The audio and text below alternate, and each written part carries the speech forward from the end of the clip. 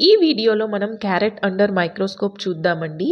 ఈ క్యారెట్ అన్నది ఒక రూట్ మోడిఫికేషన్ అండి. అంటే వాటి రూట్స్ యొక్క షేప్ని చేంజ్ చేసుకొని వాటిల్లో ఫుడ్ అండ్ న్యూట్రియంట్స్ని స్టోర్ చేసుకుంటాయి అన్నమాట. సో దీని సైంటిఫిక్ నేమ్ వచ్చేసి డాకస్ క్యారోటా అండి.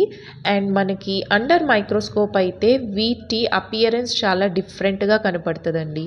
ఇక్కడ మనం outer layer and also middle layer రెండు సెపరేట్గా తీసుకొని వీటిని సెల్స్ ఎలా కనపడతాయి అన్నవి చూద్దామండి.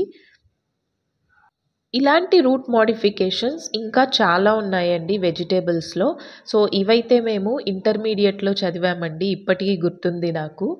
అండ్ వీటిలో అయితే మనం అవుటర్ లేయర్లో సెల్స్ అన్నవి చాలా స్మూత్గా కనపడతాయండి. మీరు ఇక్కడ చూసినట్లయితే రెక్టాంగిల్ షేప్లో ఉన్నాయి చూడండి సెల్స్ అన్నవి.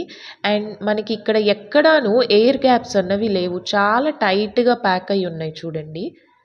సో మనకి ఆరెంజ్ కలర్లో కూడా కనపడుతుంది. దీనిలో బీటా కెరోటిన్ అనే పిగ్మెంట్ ఉంటుంది కాబట్టి మనకి ఆరెంజ్ కలర్లో కనపడుతుందండి ఇది. ఈ సెల్స్ అనేవి ఎందుకు టైట్గా ప్యాక్ అయి ఉంటాయంటే లోపల ఉన్న టిష్యూస్ని ప్రొటెక్షన్ చేయటానికి టైట్గా ప్యాక్ అయి ఉంటాయండి.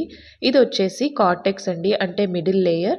మనకి ఇందులో లూజ్లీ ప్యాక్డ్ సెల్స్ కనపడుతున్నాయి చూడండి, which are filled with starch granules. So వీటిలో స్టార్చ్ గ్రాన్యూల్స్ కూడా ఉంటాయి. మనం స్ట్రెయిన్ వేసి చూస్తే ఈజీగా కనపడుతుందండి, కానీ నేను ఇక్కడ స్ట్రెయిన్ యూజ్ చేయలేదు. అండ్ వీటిలో వాస్కులర్ టిష్యూస్ కూడా ఉంటాయండి, అంటే జైలం అండ్ ఫ్లోయమ్. జైలం అన్నది మనకి లార్జర్ సెల్స్ ఉంటాయి, అంటే మధ్యలో పార్ట్ ఉంటుంది కదా, దాన్ని జైలం అంటాము. అండ్ స్మాలర్ సెల్స్ దాని చుట్టూతా ఉన్న వాటిని ఫ్లోయమ్ సెల్స్ అంటాం అన్నమాట.